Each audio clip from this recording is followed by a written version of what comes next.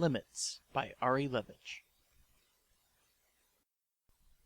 Gideon's muscles ached, and his breath was labored. Dust burned in his lungs. It coated his nostrils and caused his eyes to water steadily. Grit had worked its way behind his eyelids, and he blinked desperately to flush it out. He could even taste it on his tongue. What moisture he had remaining in his mouth, he gathered up and spat into the tall grass that poked up through the gathered dust all around him. He had to end this quickly. The Eldrazi monstrosity loomed over Gideon, almost twice his height, its torso rising up on a mass of thick, fleshy tendrils that slid heavily over the tall grass. Like so many others Gideon had battled these last few weeks, this one's face was encased almost entirely in a smooth, bony texture. Though eyeless, its head turned to follow Gideon's movements. It was an unsettling gesture, devoid of malice, or hate, or anger. The Eldrazi were unlike other opponents Gideon had fought, at once graceful and lurching, willful and indifferent. There was no body language to read, no tells whatsoever, and it was all Gideon could do to stay beyond this one's reach. Tendrils lashed out, but so did the 4 ribbon-like metal blades of his sorrel. Gideon yanked his arm back, and the blades flicked out, severing a tendril. The gore was not blood, but a viscous, sticky muck that caught Gideon's flexible blades, interrupting the flow of his follow-through. Clumsy. Another tendril slammed into his ribs before he could angle out of its path.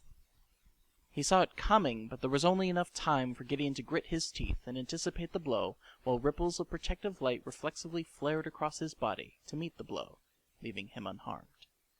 For the moment, anyway. Littering the tall grass all around him were rough chunks of a fallen, shattered hedron, one of the countless 8-faced monolithic stones that Gideon had seen while on the plain. There was something about them that the Eldrazi reacted to. Nobody could quite explain it to him, but many of the Zendikari carried small hedrons as wards, or replaced spearheads and arrowheads with them. The core even painted their bodies with designs that matched the hedron's intricate carvings. To Gideon, at that moment, what mattered was that the hedron chunks were heavy and jagged. He had to buy himself some time, a moment at least. More tendrils. Gideon leapt to his right, contorting his body to slip between the writhing, grasping limbs. He rolled to the ground, and the Eldrazi monstrosity reeled its tendrils back for another barrage. There it was. A moment. And in it, Gideon was on his feet. He charged flat out at the unnerving being, and it descended on him quicker than a being of that size should move. "Enough!" Gideon roared. He sent the blades of his sorrel out to snare a helmet-sized, pointed piece of hedron that tapered at one end like a crude awl.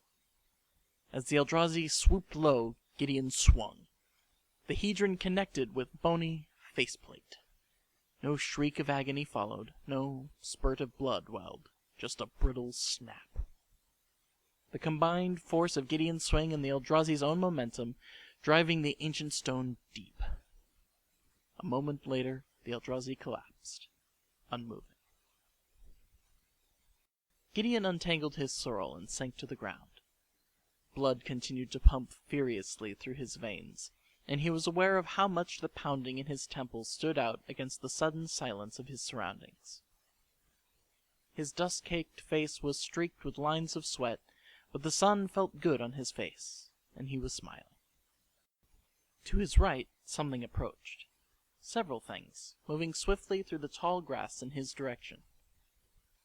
From his position, he saw a dozen or so figures nimbly making their way across the field of fallen hedrons. They were mostly core, but Gideon noticed elves, humans, and even a pair of goblins among them. At the head of the group was a particularly broad core. Like others, his pale, bare chest and bald scalp were covered in angular white tattoos, and he held a pair of hooked blades that were connected by a length of chain. He crouched as he ran, and the various climbing lines he carried at his belt bounced with each step.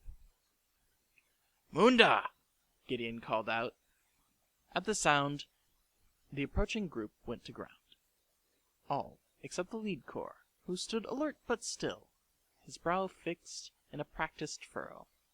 The corps cocked his head, trying to make out the source of his name amongst the tall grass. "Careful now, people," Munda called over his shoulder, his tone rich with amusement that struck Gideon as contrary to the corps' characteristic dourness. "A Gideon prowls these lands, and it looks to be guarding its kill." They must have had a successful hunt. The thought made Gideon's smile widen. "It's good to see you, my friend," he said. Munda, called the Spider by those who had seen him in action, weaving his ropes to trap and inhibit the Eldrazi, was both cunning and bold in a fight, and Gideon had liked him immediately. Munda waved a blade at the Eldrazi corpse. "And you? Your timing couldn't be better," Munda said in what had become a running joke between them, as there was always some peril to confront. "Looks like you haven't wasted any time either. Thank you for that. We just destroyed one as well, but there were 4 of them. Have you seen the others?" Gideon casually pointed over his shoulder with his thumb, indicating the direction beyond the Eldrazi carcass. Munda eyed Gideon suspiciously. "Ready yourselves," he said to the others before climbing the Eldrazi carcass for a better vantage point. Peering out over the plain, he spotted his quarry, 2 lifeless heaps of magenta and blue against the golden grass. "Have a look, everyone. This is how it's done." He leapt off the carcass, and his soldiers scrambled around him to admire Gideon's handiwork. Munda put a hand on Gideon's shoulder, and Gideon saw that the time for levity had passed. "We got word this morning that Balaged, the entire continent, has been overrun and destroyed. There's nothing left." Gideon stared past Munda, watching the grass bend to the subtle wind. "Like Sajiri," he said finally. "Just like Sajiri," Munda confirmed. "Survivors will be landing on the coast. Commander Vorik sent Tazri and her band to escort them to the gate, but you don't think it'll be enough." "There's more trouble coming, Gideon." It was a truth. Not some doomsayer's prophecy, but an inevitability that his drooping shoulders and bloodshot eyes had been screaming at him for days. "I'll be there," Gideon said. Munda held out a water skin, a small comfort that Gideon took as an act of understanding. The people of Zendikar were realists, the product of a plane where survival depended on skill and will and wit. With that came a people who knew the value of the little things. A cool gulp of water rolling down a parched throat was a joy to be recognized. Around them, Munda's warriors were setting up camp. One of the goblins knelt over the upturned shell of a scoot, working to build a modest cook fire inside it, while others stood watch or took what rest they could in the cool of the grass. "How long has it been since you last slept?" Munda asked. Gideon didn't know for sure. The pleasure of closing his eyes and drifting out of consciousness had eluded him for quite some time, and the comfort of a bed suddenly seemed like a distant memory. "Days," was all he could say with any degree of certainty. "Rest for a bit," Munda said. "It looks like you could use it." "Thanks, but not yet." Trouble was coming. It was here already, and it wasn't just on Zendikar. The light drizzle that had been falling on Ravnica for more than a month did little to keep 10th Street from burning, nor Foundry Street when it went up the night before. "A goblin gang's a messy thing, Jorah," Dars Gostock, a captain in the Boros Legion, had said as he and Gideon watched an empty warehouse give in to the ravages of angry flames. They had risked the inferno in search of survivors, but found only the charred bodies of 6 goblins. "This is the first reprisal of many," the captain continued as he wiped the film of ash from his face. And the gutters'll carry more than just rainwater in the coming days, you mark my words. That was 2 days ago, and, as Stars predicted, the tally of dead goblins rose. The whole thing started with a murder. Dargig, a black market weapons runner who specialized in explosives. He had a reputation for running his mouth, but he also happened to be the youngest of the notorious Shattergang brothers. The way Dars explained it to Gideon, Dargig had been found in an alley off of Tin Street in a pool of blood, stabbed in the throat. Word spread that the goblin criminal kingpin Krenko did the deed himself when a weapons drop went bad. The following night, a series of explosions shook the district, and several of Krenko's warehouses went up in flames. It was the Shattergang way of declaring war, and Krenko obliged all too enthusiastically. Gideon had personally petitioned the Chamber of the Guild Pact to intervene, which essentially boiled down to adding his name and guild to the bottom of a very long waiting list. The Living Guild Pact. Jace Bellerin, Planeswalker. The one who solved the puzzle of the implicit maze and became the embodiment of a magical treaty that kept Ravnica's guilds from devouring each other. These goblins belonged to none of Ravnica's guilds. As long as it was just goblins killing goblins, most guilds were content to observe the conflict from behind the safety of their guild gates. As long as the fighting continued, the ungilded population, the gateless, was in danger. Unacceptable. It was just after midnight when the heavy iron doors of the garrison flew open, a commotion that had a dozen Boros legionnaires shooting up from their places at the long wooden table that stretched across the chamber. Some were reaching for weapons, and Gideon stood in the tall, arched doorway with his wet hair clinging to his shoulders. "At ease," called one of the soldiers. "It's Jura." "And I come bearing gifts," said Gideon, as he shoved something into the room that had been obscured by his own silhouette. A goblin, bound at the wrists, was grinning with jagged, yellowed teeth that caught the dim lamplight. Krenko. The goblin surveyed the soldiers, his surroundings, and the soldiers again, each of whom gaped at him in disbelief. "It's a fine garrison, soldiers," Krenko said, still grinning. "No sun home, to be sure, but it'll do." Gideon limped into the chamber, his right foot leaving splotches of blood with each step. "I'm going to assume there's a mess somewhere out there on your account, Jura," said Dars, who strode in from an adjoining chamber. "I hope you didn't like the food over at the Millennial." The Millennial was a beyond upscale restaurant that had been built on an exclusive observation deck of the same name. Since Krenko's rise to power in Ravnica's organized crime circles, he was known to spend his evenings there. So that's where Gideon went. "Could never get a table," Dars replied. "I can't imagine you found him sitting there eating dessert by himself, though." "Not exactly." "You shouldn't have gone alone, but I have to admit that I'm impressed, and that doesn't happen very often." "Don't be too impressed." Gideon unbuckled his greaves and rolled his right pant leg up above the knee. Gideon had tied one of the Millennial's cloth napkins round his leg, but it was now soaked through and was doing little to keep the wound bound. That grinning stain stuck a shiv in my leg. "Twice," Krenko said, punctuating his triumph with a wheezing laugh. Gideon's anger flared. "You stand here laughing while your fellow goblins die in the streets." Dars put a hand on his shoulder. "You should go see a surgeon." "Probably," Gideon replied, but his word was swallowed up by the sound of shattering glass as a small skylight in the ceiling burst to pieces. Gideon and Dars turned in time to see a small oblong object falling towards the ground. As it tumbled end over end, Gideon noticed the small, glowing red-orange bead that dangled off one end. A fuse. "Bomb!" Gideon yelled, shoving Dars aside. He grabbed the explosive before it could hit the floor, pulling it toward him until he was cradling it against his abdomen. Whirls of magical golden light erupted across the entire surface of his skin in anticipation of the blast. He crouched there, eyes clenched, for a long moment. Nothing. Slowly, Gideon opened his eyes and looked down to find his hands gripping a glass container topped with a brass stopper. "Secure the area!"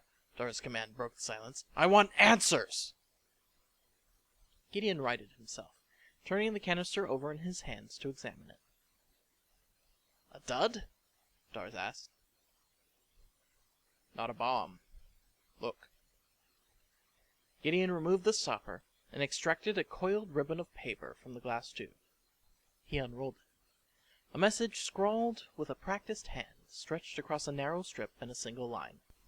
It was meant to be clear, its message unmistakable. Gideon read, "Cranko murdered our brother. If justice is to be done, it is ours to exact. Turn him over to us, or we will reduce Boros territory to rubble. All of you, and all you love, will be fair targets if you disregard this message. Is Cranko worth that much to you? You have until this time tomorrow to decide. Kindly, Rekig and Gardigig, the Shadowgang brothers." There was no time for this. Not now. Gideon had to return to Zendikar. He threw the empty canister against the stone-slabbed floor. "Decision time," Cranko taunted. "Get him out of here," Dar sparked. "I want him behind bars." "You see, Jura," Cranko said, as soldiers dragged him away, "the Boros won't return me to the Shadowgang brothers. What now?" Just as Munda said they would, survivors from Bala Ged landed on the coast. No more than 300 of them by Gideon's cursory count. But they weren't the string of beaten and broken refugees Gideon had anticipated. They were fighters, hardened by what they had seen and by the people they had lost, but also resolved to continue. And, as Munda said, they needed help. But then, Gideon probably would too.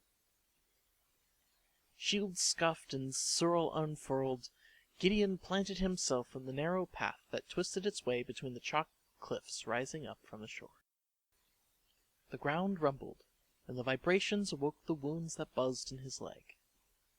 Stay focused. There would be time for Ravnica once this was finished. Behind him, the survivors followed Tazri's vanguard up the path towards the open scrubland beyond. Movement above him caught Gideon's attention, and he took his eyes off the canyon floor long enough to see Munda and some of his chosen driving heavy iron spikes into the cliffs on either side, about 20 feet below the edge. They'd have to hurry. One of the core on the cliff stopped hammering suddenly and let out a shrill whistle, pointing frantically in the direction of the shore. The Eldrazi were here. He had one task: buy enough time for Munda's people to do their work. Slow the Eldrazi, destroy them. It didn't matter, as long as the survivors could continue being just that. Tazri said that there were Eldrazi experts among them heading for the lighthouse at Seagate. If that was true, they had to get there. The first of the monsters came into view where the path straightened out below. Gideon swung his sorrel blades back so they lay spread out behind him, poised to lash out when called upon. Here he was, between what remained of Bala Ged and a carpet of Eldrazi that raced through the canyon on countless scrabbling limbs and slick slithering tendrils. Then they were on him. Gideon let his sorrel fly. The steel ribbons extended to their full length, catching the air so that they hummed as a single razor-sharp blade that cut several spawn down. He let the momentum of his swing bring his shield to bear, punching so the shield's toothed edge bit deep into the flesh of another Eldrazi spawn. Gideon danced away from a heavy tendril on a course to crush his skull, and he countered by sending his sorrel blades to coil around it. He gave his wrist a quick twist. The blades bit into the soft flesh, and Gideon moved with the spawn's weight, angling for a shot with his shield. But the entire appendage fell away as though jettisoned. The sudden release pulled Gideon off balance, and the pain above his knee surged. He lost his footing, and the sorrel blade sprung wildly. One slid across the flesh of his cheek, leaving a line of deep red from the corner of his mouth to his ear as it whipped past. Sloppy! Gideon cursed himself for the mistake. But he was tired. As the blood ran warm in his jaw, he cursed himself for the excuse. He should have seen it coming, just like he should have seen Krenko's shiv. He had to get back to Ravnica. This was taking too long. Where was Munda? He really had to get out of his head. The Eldrazi spawn pressed in on him, their pale faceplates filling his vision. He looked from one to the next, each one a featureless mockery of human skulls. The sheer blankness of the faces struck Gideon as somehow contrary to the thoroughness in which the Eldrazi set about their destruction. It was a pure horror to behold, lacking any semblance of humanity. They were not brutes like Gruul ogres or sadistic like Rakdos blood witches. They were not recklessly dangerous like Krenko's goblins. The thought fueled Gideon. It dulled the bite of his wounds and breathed life back into his tired limbs. He didn't have to hold back. Don't hold back. The sorrel blades flicked out and again Eldrazi muck thick around Gideon's boots, where dozens of spawn lay. His muscles burned, his temples pounded, and the Eldrazi fell as fast as they approached. Gideon bared his teeth, an expression that was somewhere between a grimace and grin. 3 sudden sharp whistles cut through the din of the fighting. It was time, and Gideon responded with 3 identical whistles of his own. Above the carnage, Gideon saw a woman step off the edge of the canyon wall that rose up on the left. She floated there for a moment, and then rose gracefully above the canyon, where he extended his arms out to either side. "I'm afraid this is where I leave you, vermin," Gideon said, spinning out of a spawn's grasp. There was a blinding flash as bolts of lightning arced from the mage's fingertips, finding the iron spikes that jutted out from the canyon walls. The crackling energy rode the lengths of metal into the brittle, chalky stone, exploding in a succession of deafening pops. A sound like the splintering of an enormous bone filled the canyon, and cracks erupted from various spikes until the tops of both cliffs gave way, and sheets of white stone tumbled towards the Eldrazi below. Gideon vaulted off the canyon wall to get clear of the Eldrazi. A heartbeat later he was sprinting up the path and out from under the falling rock. When the stone crashed, the ground jumped. Gideon couldn't keep his feet, and he was thrown hard to the ground. A great cloud of pulverized stone rose up, and it washed over him. He had to bury his face in the crook of his arm to keep from choking on it. Gideon heard skittering. Gathering himself into a crouch, he probed the haze through squinted eyes, straining to discern shapes or movement. No time for this. He had to get back to Ravnica. More skittering, accompanied by the slithering squish of Eldrazi tendrils. But other sounds as well. Recognizable ones. War shouts, the ringing of blades. Munda. Gideon rose, and though the chalky dust still hung in the air, shapes and colors were re-emerging. He raced forward, sorrel ready, but when he found Munda, the core was tethered to a climbing line, and he was dislodging one of his hooked blades from a lifeless spawn. The whole scene was set against a backdrop of shattered stone slabs that filled the canyon floor, completely obscuring the narrow path beneath, as well as countless Eldrazi. Accompanying Munda were a dozen other core, who were at work finishing off the remaining handful of spawn that had eluded the ambush of stone. "Your timing couldn't have been better, my friend," Gideon said through a tired smile. Now he could get back to Ravnica. There was still time to stop the Shattergang brothers, but not much. However, when Gideon saw a grimness in Munda's face that was exceptional even for his friend, his own smile faded. "What happened, Munda?" "A great host of Eldrazi descends on Seagate." Rain had saturated the bandage on his cheek, and it sagged soggily, exposing the deep cut beneath. He'd have to take care of it later. There were prisoners down here somewhere. First things first. Gideon crashed into the old door. The hinges gave instantly, and he followed after the splintering wood that flew into the dark chamber beyond. The pain in his leg crescendoed with the impact, and to keep from crying out, Gideon inhaled sharply. A scent that was both sweet and caustic filled his nostrils. It was the same odor that he smelled on Gardigig, when the goblin had given up the location of the Shattergang hideout. Explosives. Stay sharp. "You haven't brought Cranko with you," a voice came, low and gravelly, from behind a heavy cluttered workbench. "Am I safe to assume that?" "You're not safe to do anything, Rekig, unless you come with me right now." A staccato growl that Gideon took to be a laugh filled the chamber. He heard shuffling. A lantern that hung from the low ceiling revealed an awkward, bulky silhouette that Gideon didn't understand at first. But then a discernible shape emerged. It was a figure clad in a thick, heavily padded suit. On its head was a helmet not unlike a knight's, but with goggles fixed into the visor. "Quite arrogant, you Boros. You pick up Cranko and tried to deny us satisfaction." He was holding something. Glass, by the way it picked up the lantern light. A bomb. And he was wearing protective armor.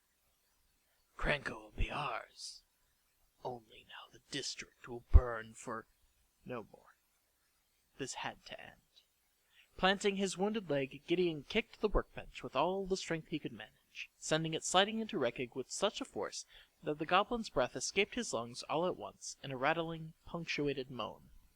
He doubled over the workbench, and the bomb flew from his grip. Gideon moved to intercept, but his limbs were heavy and slower than usual. In slow motion, the bomb sailed past his reach, and Gideon was only able to pivot so that his body was between Rekig and the point where the delicate glass container shattered upon the floor. When the explosion came, golden light flared up all across the front of his body, shielding him from flying debris. The sound was momentarily absolute, drowning out all else until only a high hum hung in his ears. Flames had sprouted all around the room. It was difficult to focus, but he heard Rekig coughing and struggled to unpin himself from between the workbench and the wall. Gideon spun around, jerked the workbench back, and Rekig collapsed to the ground. Gideon stood over him. "The Boros didn't take Cranko. I did, just like I got your brother, and now I'm here for you." There was a muffled wail that Gideon first thought belonged to Rekig, who was raising his hands defensively. But another wail confirmed otherwise. "Help!" The prisoners. Gideon glanced around the room until his eyes settled on a dark wooden bookcase that filled with what Gideon assumed to be bomb-making tools and ingredients. Fire was caressing its base, threatening to grab it and ignite its volatile contents. And, of course, the wail he heard had come from behind it. Reckless, he scolded himself, and stupid. Gideon left Rekig in a heap and raced to the bookcase. He put his shoulder against it and pushed. Sweat collected at the end of his nose and chin, and every muscle begged for rest. But the heavy bookcase refused to yield even an inch. Gideon shut his eyes to the smoke that filled the room, and he struggled to gulp the necessary breath to continue. His strength had begun to fail when, suddenly, the bookcase yielded and lurched forward. His eyes flew open, and Gideon saw Dars and another Boros legionnaire lending their strength to his efforts. Together they pushed until the bookcase slid aside to reveal a narrow, round passage. Gideon slumped against the bookcase in a fit of coughing. "Prisoners," he managed, and Boros soldiers filed past him into the passage.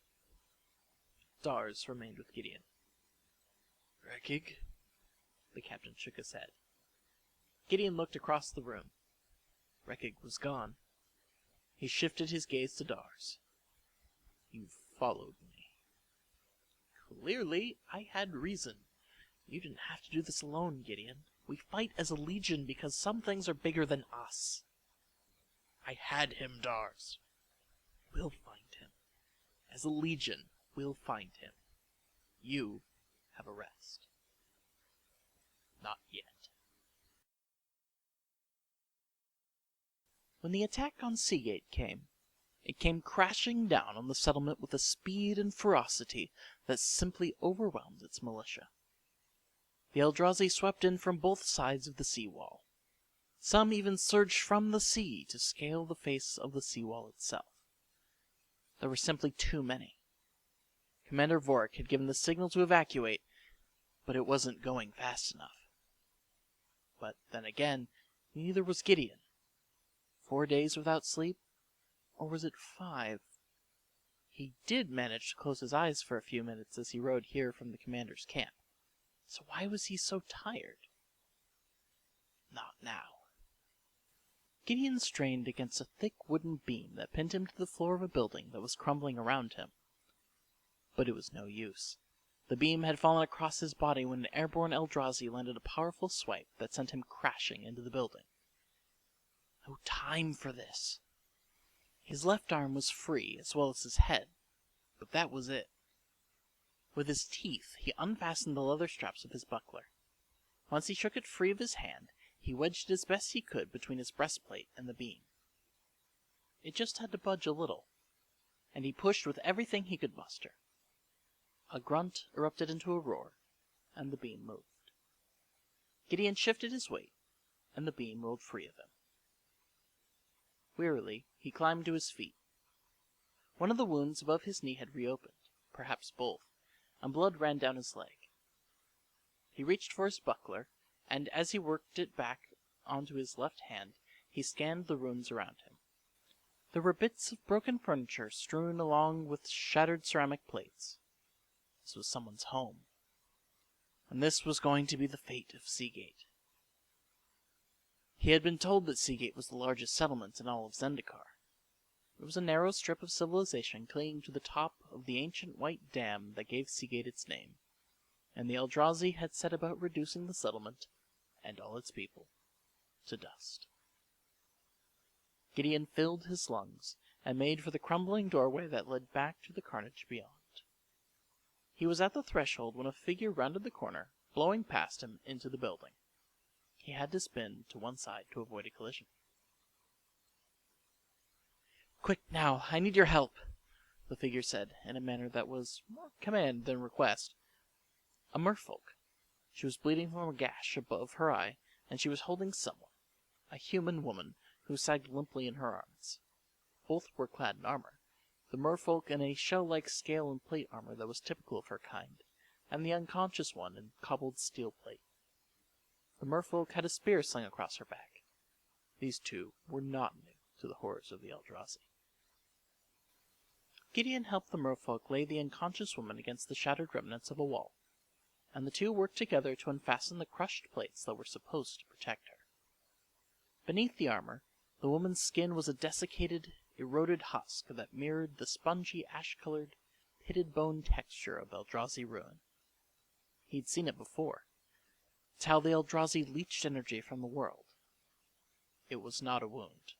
She died the moment the Eldrazi got to her.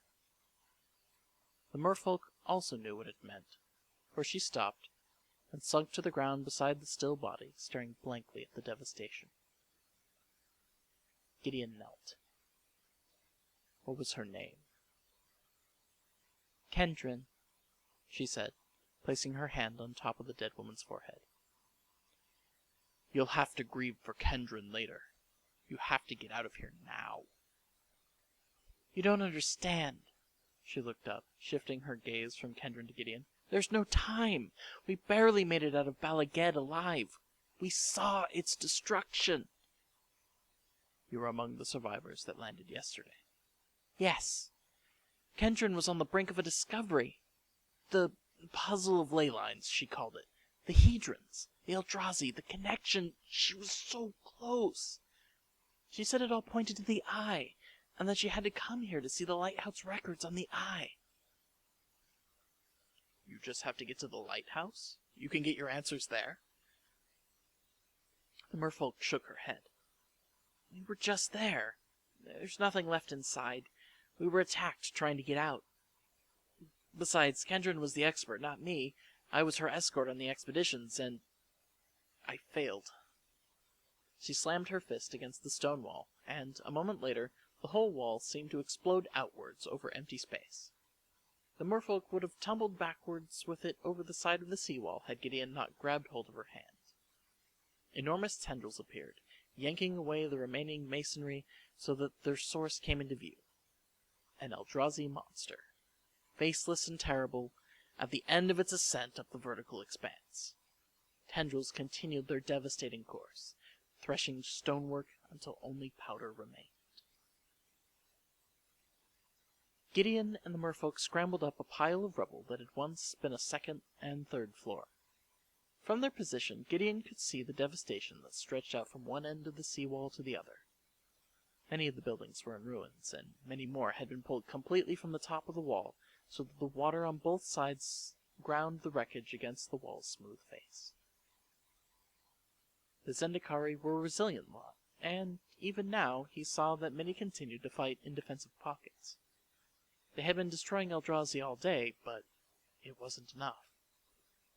The truth of it was Seagate was lost. This approach was not enough. But perhaps it was as she said, though. Kendron found an answer, the puzzle of ley lines. The notion smoldered within Gideon, and suddenly burst into flames. Fighting to avoid something was not the same as fighting for something. Kendron's puzzle was a possible answer. That was enough for now. They just needed another expert. "What's your name?" Gideon asked as they leapt to either side of a tendril that smashed down between them.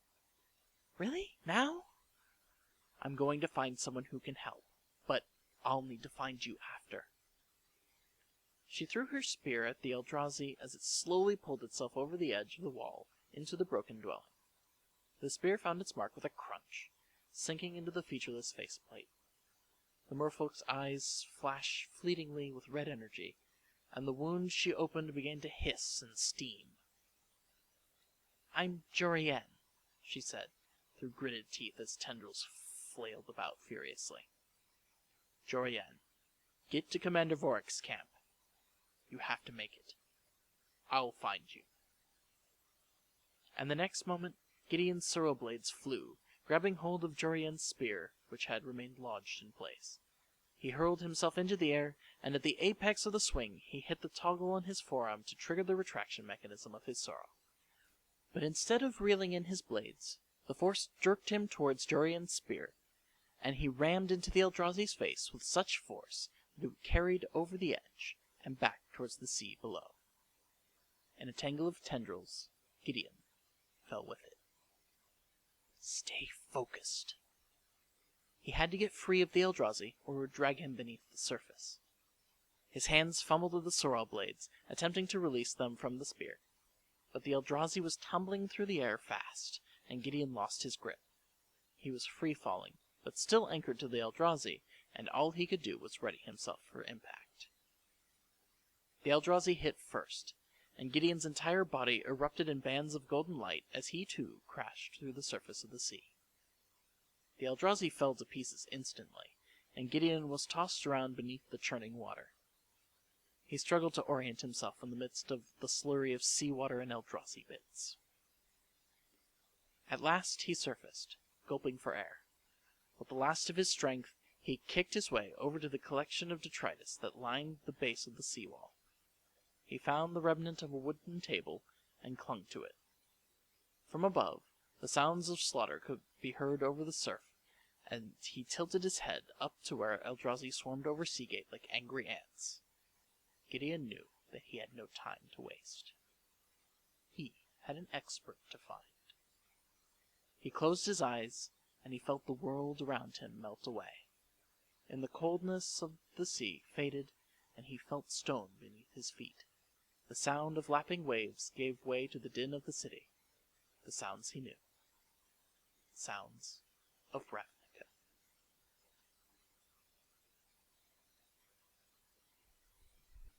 Bruised and bloodied, Gideon stood at the bottom of the flight of stone steps that led to the chamber of the Guild Pact. Zendikar was still in peril.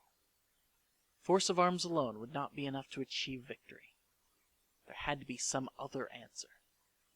Was it, as Joy said, the puzzle of the ley lines?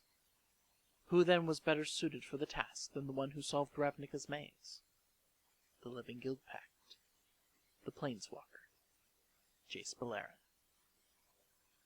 Gideon ascended the first step, tried for another, but gravity had him, and he collapsed.